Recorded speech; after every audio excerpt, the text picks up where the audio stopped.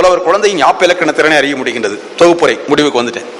யாப்பதிகாரம் தொடைதிகாரம் என்ற இரு யாப்பிலக்கண நூல்களை படைத்தளித்துள்ள புலவர் குழந்தை அந்நூல்களில் எளிய நடையில் இலக்கண பாக்களை படைத்திருப்பதுடன் தாமே சான்று பாடல்களை ஆக்கியும் பாக்களின் ஓசைகளுக்கு சிறந்த விளக்கம் தந்தும் பாமைப்புகளை செப்பம் செய்து வழங்குகின்றார் என்பதை அறிய முடிகின்றது. சொல்லாராய்ச்சியில் வல்லவரான அவர் மொழிப்பற்று மிக்கவராகவும் பாவமைப்பை ஒன்றை மற்றொன்றாக மாற்றும் திறனுடையவராகவும் பிற பாவமைப்புகளை பாராட்டி படிக்க தூண்டுவோராகவும் பாவமைப்பின் நுட்பங்கூறுவராக விளங்குகிறார் என்பதை இவ்வாய்க்கொற்றையின் வழி எழுத முடிகிறது. நன்றி. கட்டுரையாளர்கள் அவர் அனைவருக்கும் நான் நன்றி சொல்ல கடமைப்பட்டிருக்கின்றேன். என்னை காலன் விதியில் இருந்து மாற்றிவிட்டார்கள். ஒரே ஒரு செய்தியை மட்டும் நான் சொல்லிவிட்டு உங்களிடம் நேரத்தை ஒதுக்கி விடுகின்றேன். விநாயகம், சார்பு எழுத்துக்கள் தமிழுக்கே உரியன என்று முனிவர் சொன்னதாக சொல்லுகின்றார்.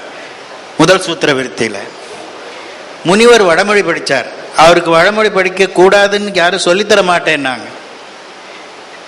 பம்மல்ல இருக்கிற ஒரு முதலியாரை பிடிச்சி அவரோட துணை கொண்டு வடமொழி படித்தார். ஆனால் அவர் ஏன் இதை சொல்ல மறந்தார்னு நான் நினைக்கிறேன். இந்திய நாட்டிலே இருக்கின்ற இருபெரும் மொழிகளுக்கு உள்ள இலக்கணங்கள் இணை இணையாக இருக்கின்றன.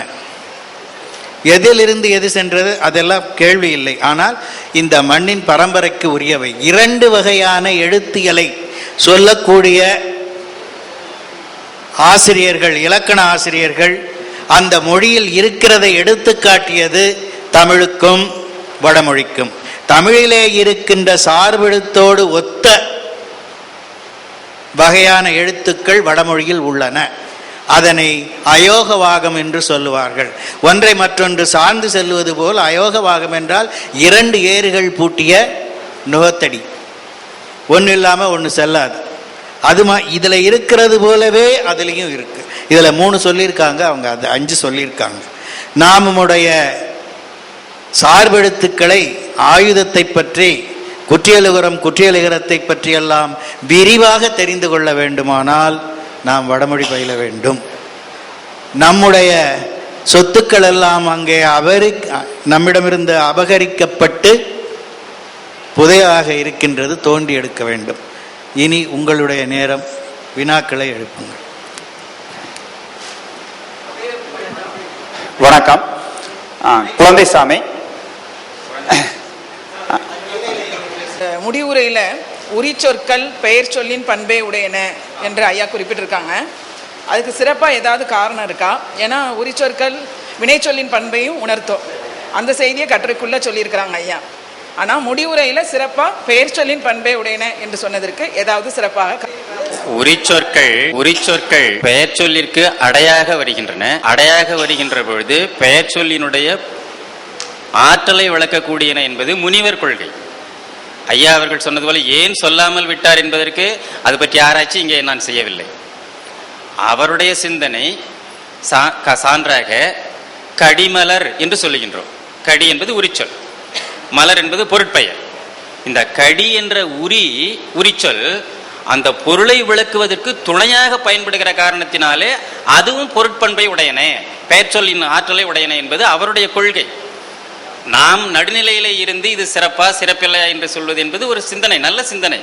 சொல்ல வேண்டும், நடுநிலையிலிருந்து சொல்ல வேண்டும், ஆராய்ச்சி நிலையிலிருந்து சொல்ல வேண்டும். அவருடைய சிந்தனை அது. இன்னும் சரியாக தொடப்படாமல் தூசி படிந்து கிடக்கிறது. குறிப்பாக பொருண்மையியல் ஆராய்ச்சிக்கு உரையாசிரியர்கள், ஐயா ஒளியல் இருக்கிறார்கள், பொலிட்டிக்ஸுக்கு, எல்லாத்துக்குமே உரையாசிரியர்களிடம் அன்றிலிருந்து இன்று வரைக்கும் மிகப்பெரிய சொத்து இன்னும் புதைந்து கிடக்கிறது. யாரும் அதை தொடாமல் இருக்கிறோம். 2 பேராசிரியர்கள் அதை மிகச் சிறப்பாக கொண்டு வந்திருக்கிறார்கள், அவர்களுக்கு பாராட்டுகள். இன்னொன்று, இந்த புலவர் குழந்தையை பற்றி ஐயா அவர்கள் சொன்னார்கள். அந்த யாப்பதிகாரம் தொடையதிகாரம் இது என்பதெல்லாம் இலக்கணப்படி ஏற்றுக்கொள்ளக்கூடிய செய்திகளாக இருக்கின்றனவா, ஏதாவது மறுக்கக்கூடிய செய்திகள் இருக்கின்றனவா? நான் படித்து பார்க்கும்போது பல கருத்துக்கள் பொருத்தமில்லாதவையாக தோன்றுகின்றன. உங்களுடைய கருத்தை சொல்லும்படி கேட்டுக்கொள்கிறேன்.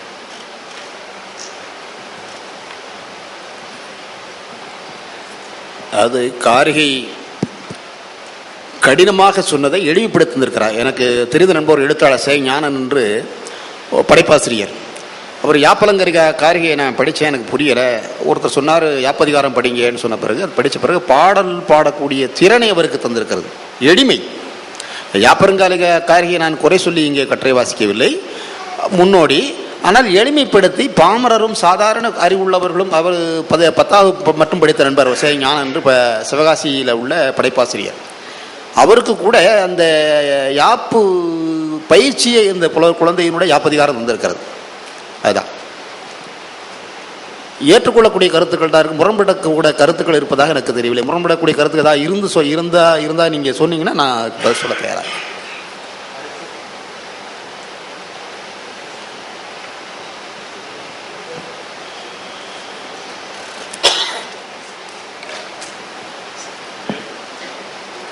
சோமசுந்தரத்திட்ட ரொம்ப அடிப்படையான கேள்விதான். நேமிநாதம் தொல்காப்பியத்தின் வழிநூலா இல்லை வீரசோழியத்தின் வழிநூலா இல்லை தொல்காப்பியத்துக்கும் வழிநூல் வீரசோழியத்துக்கும் வழிநூல் என்ற கருத்து உடையவரா? எந்த கருத்து உங்கள்கிட்ட இருக்கு?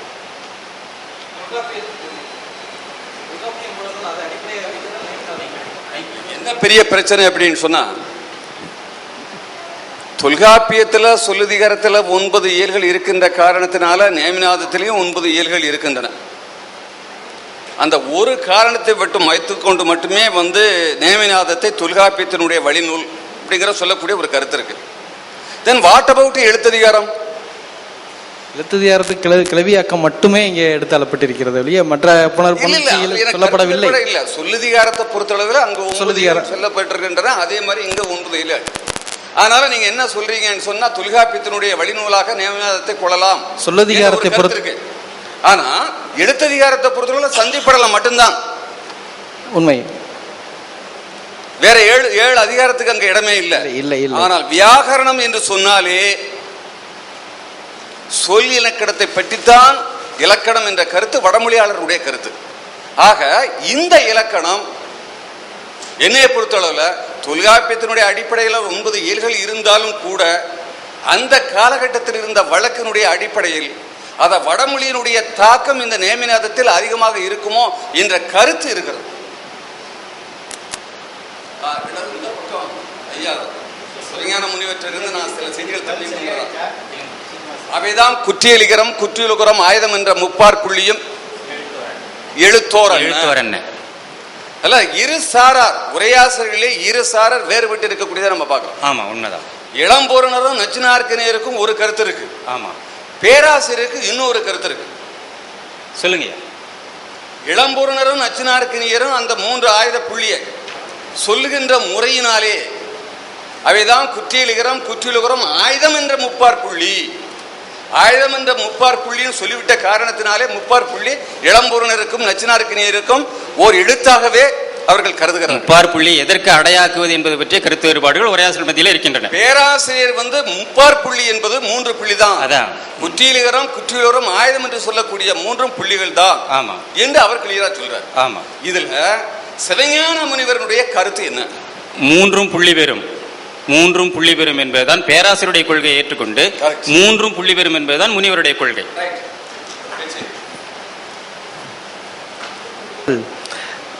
நான் சொல்லதிகாரத்தை மட்டுமே எடுத்துக்கொண்டு நான் இதை செய்ததனால் அது எழுத்ததிகாரத்தை நான் படித்தது உண்டு. ஏன்னா அங்கே தொல்காப்பியத்திலும் சரி நேமிநாதத்திலும் சரி அதில் இருக்கிற ஒரு குறைபாடுகள் என்று சொல்வதை காட்டிலும்